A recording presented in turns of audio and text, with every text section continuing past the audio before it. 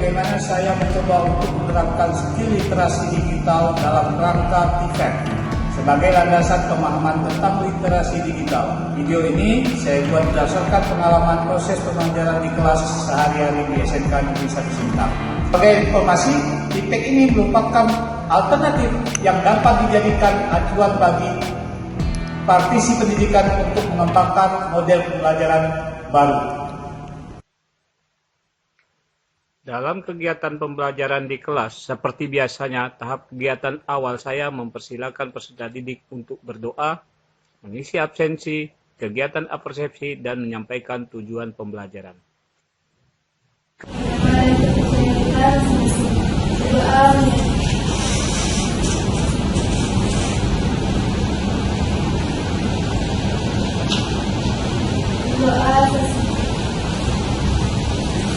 Nanti saya minta sekretarisnya di absen ya. Oke.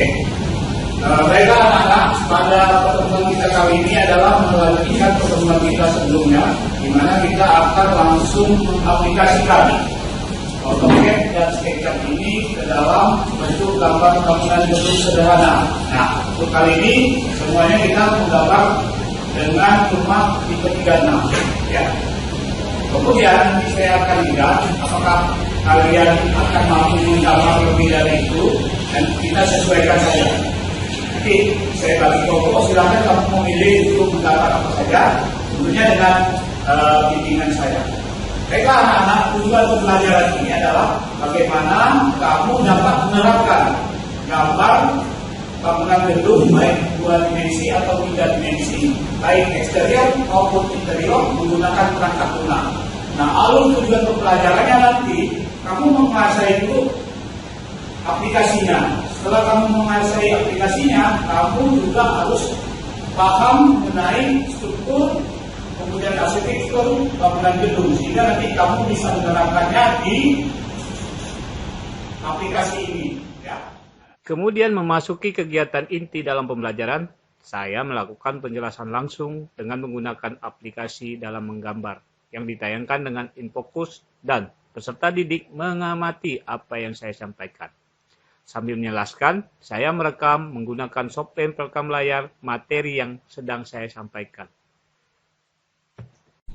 Baiklah anak-anak, silakan kamu buka aplikasi SketchUp-nya di komputer kamu masing-masing.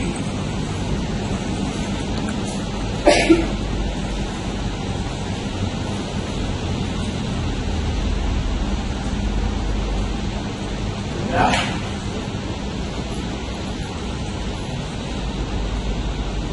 Nah, ingat, langkah pertama adalah kita mengimport gambar yang ada di AutoCAD yang sudah kita sediakan. Kamu perhatikan ke depan, seperti ini, import. Kemudian kita cari gambar yang sudah kita siapkan untuk SketchUp, ya. Oke, seperti ini. Nah, video ini sudah saya rekam ya. Nanti jadi video kamu tinggal melihat apabila kamu mengalami kesulitan ketika mencobanya. Baik. Nah, seperti ini nak. Kalau sudah seperti ini, yang ini kita ekspor. Ya, setelah ekspor per bagian ini kita group, ya, make group, make group, make group,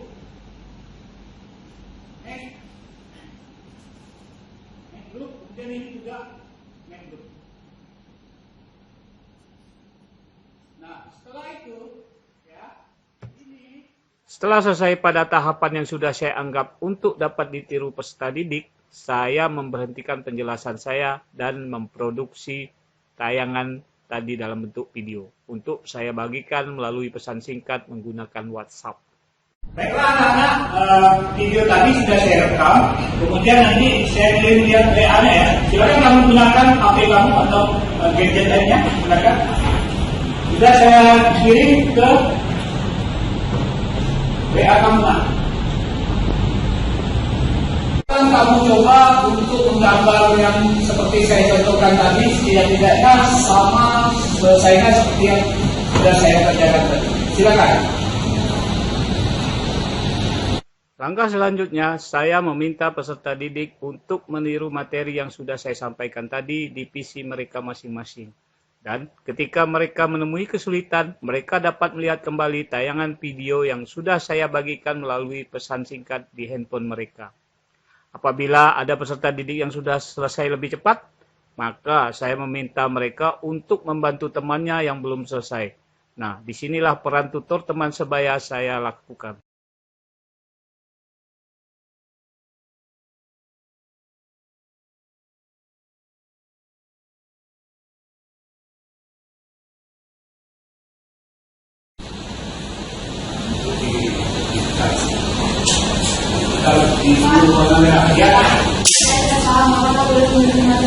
Oke, silakan.